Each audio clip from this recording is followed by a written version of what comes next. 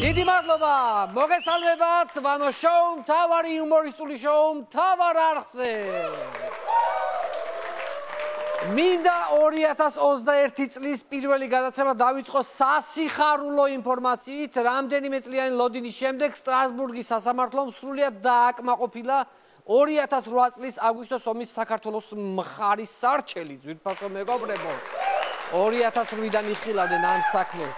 ეს ძალიან კარგი ინფორმაცია, მაგრამ ჯერ ადრე გვიხარია, მეგობრებო, იმიტომ რომ სალომე ზურაბიშვილმა შეიძლება გაასაჩივროს სტრასბურგის ეს გადაწყვეტილება. სალომეს აზრით ხომ ჩვენ დავიწყეთ ომი და ამიტომ ძალიან ყურადღებით უნდა ვიყო. ისე ის ხალხი მინდა გადავთვალო, ვინც დღემდე თვლის რომ ომი საქართველოს დაიწყო, რომ მინდა რომ გადავთვალო, ეს გადავხედო და გადავთვალო რამდენი არიან. იქნება მოიკდეს ან მე იმედი მაქვს რომ აღარ არიან, არ ვიცი. მოკლედ ვიწყებთ ახალ სეზონს, ახალი გადაცემით, ახალ საქართველოში. დიახ, მეგობრებო, ჩვენ ახალი ქვეყანა გვაქვს. პოლიტიკიდან წავიდა ერის მამა, ღვთისგან ნაჩუქარი კაცი, ბატონი ბიძინა ივანიშვილი. მან წასვლამდე დაგვიტოვა ვრცელი ინტერვიუ და 27 გვერდიანი წერილი ანდერძი. თავდაპირველად ეს წერილი 30 გვერდიანი ყოფილა. უბრალოდ შემდეგ ქართულის მასწავლებელმა შეასწორა ტექსტი და სიტყვებზე სტვების ჩამოკლebisთანავე დავიდა 27 გვერდიანად გადაიქცა, ასე მოხდა. ივანიშვილმა პირველ არხს მისცა ინტერვიუ, სადაც რამდენიმე საინტერესო ფრაზა თქვა. მაგალითად ასეთი: ყველაზე დიდი ქველმოქმედება, რაც გამიკეთები არის პოლიტიკაში მოსვლაო. არადა ადრე ასეთ რაღაცას პატარა ტრიუქს ეძახდა და ახლა თურმე ქველმოქმედება ყოფილა. მოდით ჩავთვალოთ ბიძინას ქველმოქმედება პოლიტიკაში მოსვლის შემდეგ რა არის. მაგალითად, ანაკლიის სპორტის გაჩერება ეტა რას, ეკონომიკა ჩამოშალა ეტა 2, გავრილოვი ჩამოიყვანა ეტა 3. რუსულად იმიტომ ვთვლი, რომ რომელი ქვეყნისთვისაც გააკეთა ქველმოქმედება, იმენაზე ჟღერს ასე თვითონ ტელემაყურებლებო. ბიძინამ თქვა, რომ მე აღარ ჩავერევი ქვეყნის მართვის საკითხებში, მე მაქვს საზოგადოების ჭარბი ნდობა, ესაა ჩემი კოზირი, თორემ მე სხვა რესურსი არაფერი არ გამაჩნიაო, ესე თქვა. არ მყავს ჯარიო, არ მყავს პოლიციო, აბა მე რა გამაჩნიაო, მე მარტო ხალხის ნდობა მაქვს, მეტი არაფერიო. როგორ უნდა მართოს ქვეყანა, მართლა რომ დაუკვირდეთ. მისი ყოფილი დასვის უფროსი არის შინაგან საქმეთა მინისტრი გომელაური, არანაირი ურთიერთობა არ აქვს. თავდაცვის მინისტრი, ყოფილი მარჯვენა ხელი ირაკლი ღარიბაშვილი, არანაირი ურთიერთობა მას არ აქვს მაგასთან. მე თქვენ გეკითხებით, როგორ უნდა მართოს არაფორმალურად, აი გამაგებინეთ. ეს ხომ ერთი გაუბედურებული მილიარდელი კაცია. რანაირად უნდა მართოს. ისე მოიცა კაცო, მიდიხარ და მინისტრები არ მიყავს, ახლა შინაგან საქმეთა მინისტრი და ჯანდაცვის მინისტრი რო აქ გვიტოვებ. სადაც მიდიხარ, ან დაცვის ბიჭი არ გჭირდება, ან პერეგონში კი არ გჭირდება. რა ვიცი, რას დაგვიტოვე ეს ხალხი. ძალიან საინტერესო იყო ასევე ბიძინას 5 დაპირება გუნდის მისამართით. მოკლედ ბიძინა ივანიშვილი გუნდს პირდება, რომ არ იქნება ოცნების ხარდაჭერი, შეწყვეტს საჯარო აქტივობას, აღარ მისცემს რჩევებს, არ გააკრიტიკებს გუნდის წევრებს, არ დაურეკავს მათ. ამ 5-ვე დაპირებას რომ დავაკვირდეთ და არ იცოდეთ, რომ ბიძინა ივანიშვილს ეკუთვნის, ვერ მიხვდებით ეს კაცი პოლიტიკიდან მიდის თუ შეყვარებულს შორდება. მე გავიგე გუნდში უთქვამს, რომ ივანიშვილს მოვითხოვ, რომ აღარც კი დამირეკოთ ვინმემო. საერთოდ ვქრებიო. ერთი სიტყვით პარტიაში აღარავის აქვს უფლება რომ დაურეკოს. საერთოდ ჩემი სახელი დაივიწყეთო და ღარიბაშვილს უთხრა ის ფოტო მოხსენიო შენი ტელეფონის მთავარი ეკრანიდან. მართლა აქვს მთავარ ეკრანზე აქვს. ონც ზემოდან კი არა რომ გახსნი. ტელეფონს მაშინა. ივანიშვილმა თქვა, რომ მე ყველაფერი სწორად გავაკეთე და თუ სწორად ვერ გავაკეთე, მაშინ რაღაცა უნდა მოუბრუნდე პოლიტიკაშიო. მართალიც რატო უნდა მოუბრუნდეს ბიძინა, როცა შეიძლება რომ ბიძინას თაოსნობით შეიქმნას ახალი პოლიტიკური გუნდი, რომელიც მოაშორეს ხელისუფლებიდან ქართულ ოცნებას. მე წარმოგიდგინეთ ბიძინას ანდერძიდან გამოტანილი ახალი ჭუმი, ჩათლახური ჩანაფიქრი.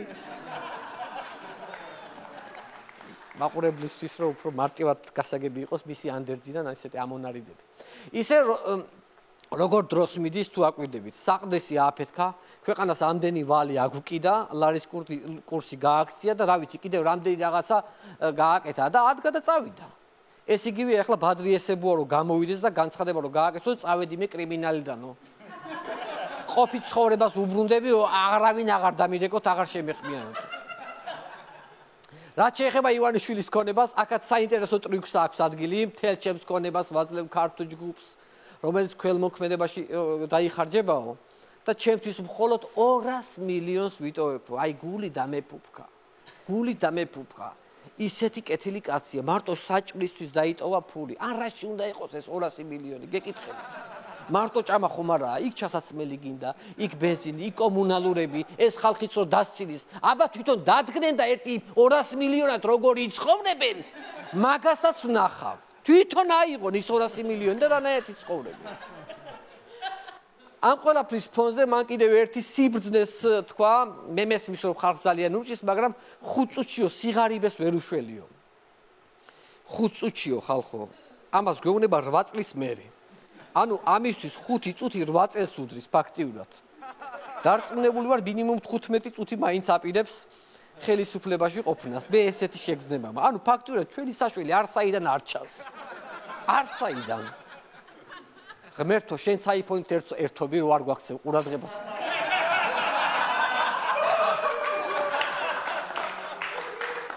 დაადე ეგ ტელეფონი და გადმოხვედე ხოშეზე. ივანიშვილმა წასვლის შემდეგ პარტიის თავმჯდომარედ ირაკლი კობახიძე დაგვიტოვა. ირაკლი მართავს დღეს ქვეყანას. პარლამენტის თავმჯდომარედ ისევ თალაკვაძე, პრემიერად ისევ გახარია და ცესკოს თავმჯდომარედ ისევ ჟვანია. ეს ჯგუფდებადობის კანონის ბიზნესეული ვერსიაა, რომლის დროსაც შესაკრებთა გადანაცვლებით ქვეყნის დაქცევა არ იცვლება. ოცნების გუნდში ძალიან დაბნეულობაა, იმიტომ რომ ბიზნა წავიდა და ტელეფონი გამორთო და წასვლამდე ოცნების წევრებს დაუბარა, მე წავედი და გასაღები ტილოს ქვეშ დაგიტოვებთო. მაგრამ თვითონ ეს ტილო სადაა კაციშვილმა არ იცის. ეს არის აკუმბეტურება. მოკლედ წავიდა ბიზნა, დაგვიტოვა გულში დარდი, მთავრობაში კობახიძე და ქვეყანაში მილიარდობით ვალი. ასე წავიდა რა ვქნათ, ესეთი კაცი ყოფილა. დაბნეულია ოცნება, მაგრამ არ დაიბნა ქებადიდების გროსმაისტერი ლაშა ნაცვლიშვილი, იგი ეგრევე გადაერთო უკვე ახალ ლიდერების ქათინაურების შემკობაზე. მოდით ნახოთ ერთ-ერთი ვიდეო. ეს არის ლიდერთა თანავარსკვლავედი, რომლის ერთ-ერთი კაშკაშა ვარსკვლავი არის ირაკლი კობახიძე. კობახიძე არის კაშკაშა ვარსკვლავი, ბატონ ლაშა. თქვენს ადგილზე უფრო ხარისხიან კომპლიმენტს მოვიფიქრებდი კობახიძის მისამართით, რადგან ირაკლი ყველაფერია. ირაკლი ყველგან და ყველაფერშია. ოცნების წევრებში ირაკლია, ირაკლი ბიძინაშიც არის, ირაკლი ალეკო ელისაშვილშიც არის და ალეკო ელისაშვილის აღმოჩენილი ირაკლი კობახიძეშიც ირაკლი კობახიძეა. ირაკლი მამამისის რვაბინაშიცაა, ირაკლი ყელშია, აი აქ არის უკვე ამოვიდეო. აი აქ არის, აქ გვახჩობს უკვე აღარ შეგვიძლია მაგის ყური. ისი ახლა ვაკვირდები, როგორი გამჭრიახი ხედვა ჰქონია ალეკო ელისაშვილს, ჯერ კიდევ სად შენიშნა ირაკლი კობახიძეში დიდი პოტენციალი. მასში მეორე ირაკლი კობახიძე აღმოაჩინა, მაგრამ რადგინდა თვითონ ალეკო ახლა დაბნეული. ფაქტიურად მარტო დარჩა, არავინ არ მიდის მასთან მოსალაპარაკებლად, ყველა განუდგა, ოპოზიციიდანაც ხო ყველა განუდგა და კიდევ ზემოდან ორი ირაკლი კობახიძენადაც ერთი განუდგა ირაკლი. აი კარგი ირაკლი რომელიც ის განუდგა. ისი ალეკო რატომ დავღალე ისე რომ აი მთელი ეს პერიოდი რომ ვიყავი შვებულებაში, აი სულ ამას უყურებდი, ალეკოს უყურებდი, რატო დავღალე? შედი პარლამენტში, შედი ოპოზიციას ამბობს, შევიდეს ეს ალეკო რაღაც ელისაშვილიო. ანუ ნახეთ რაღაც ელის და რაღაც ელისაშვილი. ანუ ელის და ელისაშვილი. ნახეთ როგორ დააჯდა. რაღაცნაირად ეს სიტყვების რაღაცა როგორც მე ვიქცევი ახლა ცუდად და უხარისხოთ იუმორში, ისე იქცევი ალეკო შენ პოლიტიკაში ახლა სიმართლე რო გითხრა. ალეკო ელისაშვილი. სხვათა შორის ელისაშვილს რამდენიმე დღის წინ ცხარე დებატები ჰქონდა რუსთავიორზე მამუკა ხაზარაძესთან. ნახოთ ეს ვიდეო, გავიხსენოთ მოკლედ.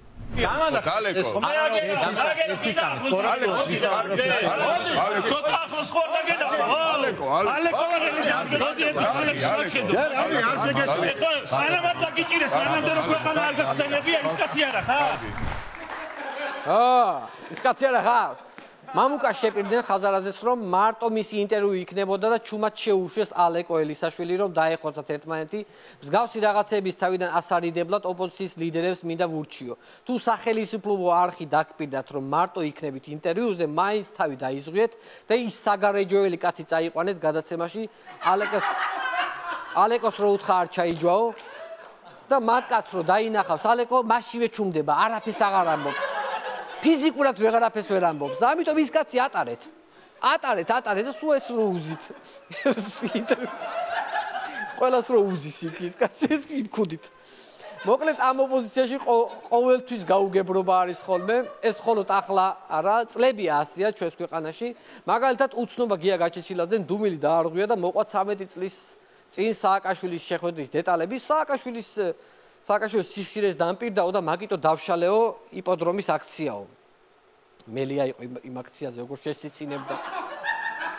უცნობს როგორ შესიცინებდა იმედიანად და რის გამო დაუშალა. სიხშირეში გაუცვალა ხალხი.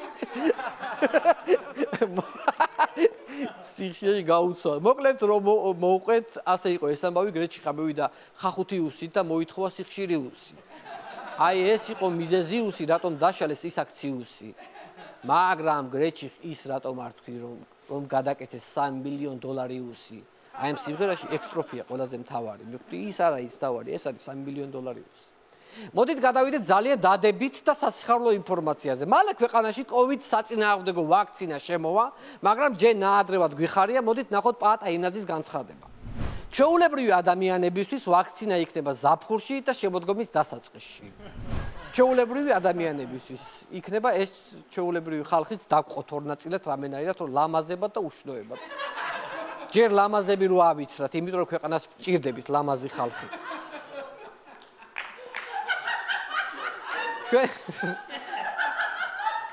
თან მარტო გოგოები იცინია, რომ ლამაზი ხალხი რომ ავიცრათ, ან ჩემ თავზე რო თქვი ლამაზი, გოგოები იცინიან, რა არის ახლა ეს დასითავხედი.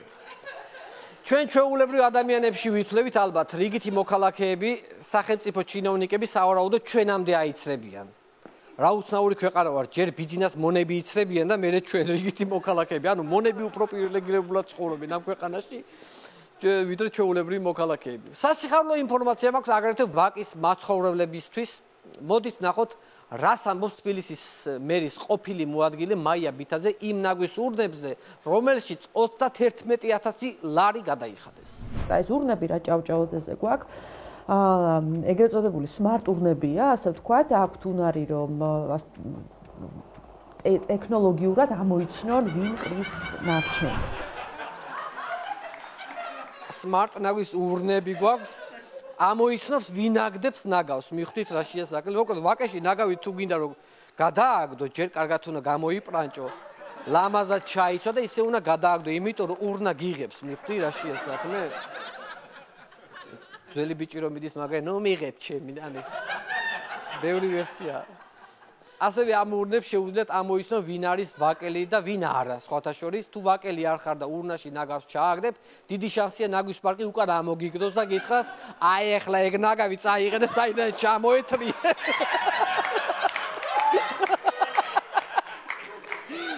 საიდან ჩამოეთრიე, იქ ჩააგდე. ვახ, ვაკიდა ძალიან ლოგიკურად გადავდივართ მომდევნო თემაზე, მოდით ნახოთ რა განცხადება გააკეთა რეჟისორმა ქეთი დოლიძემ. ერთხელ გაგეკეთებინათ რეპორტაჟი და მაჩვენეთ თუ არ დაგემალებიან, რას აკეთებენ ელიავას ბაზრობის ხიდის ქვეშ დაბუდებული ხალხი. რატო არ მიდიან თავის სოფლებში? ხალბატონო ქეთი, ეგენი რო ყველა სოფელში წავიდნენ. ონკანი რო გაგისკდება, კუკარაჩა გაგიკეთებთ, თუ ვინ გაგიკეთებთ გამაგებიდეს. თუ რას იზამთ? რას აკეთებს ელიავას ხიდთან და დაბუდებული ხალხიო? მართალია ასე რო შევხედოთ, ხო, ადამიანი გამოვიდა მართლა წყობრიდან ეს ხალბატონი ქეთი 2012 წლიდან მოყოლებული თვითონ ქეთი დოლიძე ურიგებს თვითონ სოფელს 5 მილიონს და რა არ ყოფნით? რა არ ყოფნით? წავიდნენ რა თავიანთ აყვავებულ სოფლებში. რა უნდათ აქ ელიავაზე რო არიან მართლა ჩაბუდებულები იქ. ისე რასერჩით ამ სოფლიდან ჩამოსულ ხალხს ხალბატონო ქეთი. აი მე ვერ ხვდები, იმიტომ რომ არადა ეგეთივე სოფლიდან ჩამოსული ადამიანი უხდის ხელფას უკვე რახანია. აი სოფლები სოლაკის თაზე რო არის დაბუდებული, ის უხდის დიდი ხანია ხელფას და რას ერჩის ამ სოფლიდან ჩამოსულ ხალხს. რამდენიმე დღის წინ ტელევიზიაში გავრცელდა ინტერვიუ მეუფე ნიკოლოსთან, რომელსაც ახალ წლამდე ერთ-ერთმა მაღაზიად ძვირადღირებული iPhone 12 Pro გადასცა საჩუქრად. მოდით ნახოთ ნაწყვეტი ინტერვიუდან. რა ვქნა, ეს ტელეფონი გავყიდო და ფული გლახაკებს დაურიგო? კი არ უნდა გაყიდოთ, გადადეთ ცოტა ხნით და ლოცვა გააძლიერეთ. მამაო, ესე მგონია რომ iPhone-ის დამტეს უფრო ხშირად კითხულობთ ვიდრე ამ ბოლო დროს ვიდრე ხალხის შემწევ ლოცვას. აი ასე მგონია. ისე მამა ნიკოლოს ეგ ტელეფონი იმდენი ღირს, რომ გაყიდოთ აღებული ფული თავისუფლად დაეხმარებით ყველა გლახაკს და გელათის სრულ რეაბილიტაციასაც ეყოფა, მინდა გითხრათ. რა ვქნათ, გვაქვს ხოლმე ახლა ჩვენს ასეთი თამამი ხუმრობები, ამ სითამამის გამო გვაქვს მთავარ არხს, პრობლემები. ახლა ჯერ კიდევ არ დაწყებულა 2021 წელი და მარეგულირებელი კომისია გვედავება. ძალიან საინტერესო საკითხზე. მოდით ნახოთ სიუჟეტი. საუბარია ერთ-ერთ კადრზე, სადაც მარეგულირებელმა კომისიამ უხამსობად მიიჩნია ის, რომ ფინანსთა მინისტრის მაშინ იყო მოვალეობის შემსრულებელი ვანო მაჭავარიანის გენიტალიებზე იყო კადრი მიახლოებული და ეს ყველაფერი მათი თქმით არის უხამსობა და ამიტომ ისინი ახლა დღეს ამ საკითხზე იმსჯელებენ. რა გადავიღეთ ახლა ისეთი ამისთან, რა ვიცი, რა ამაზე ატყდა ერთი ამბავი რა არის ახლა. ქვეყანა რაზეც კიდიათ ის გავაშუქეთ უბრალოდ. ჩვენ ყველა მოვლენას ვაშუქეთ აბსოლუტურად. გადარჩენილები ვართ, მეგობრებო, კიდევ კარგი ის მახათი არ გამოჩნდა კაცში, თორე უხამსობასთან ერთად თვითგვემის კადრების გავრცელებასაც დაგვაბრალებდნენ, მე ასე მგონია.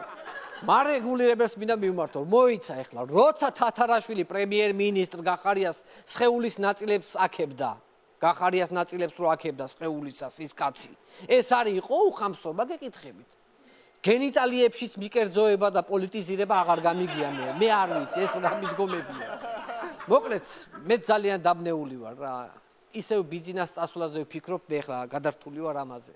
აღარ ვიცი ვიზზე ვიხუმრო, ვიზზე ვილაპარაკო, წავიდა ეს კაცი. ახლა წასვლა იქნებოდა კაცო. ხალხი შემიწუხებია, მონოლოგი დაგვიწერია, ბენდი მომიყვანია, სტუმრები მომიწევია, გადაცემა გაგვიკეთებია, შენ კიდე სად ახარ, სად წახვედი კაცო? ესაა ცხოვრება, ესაა.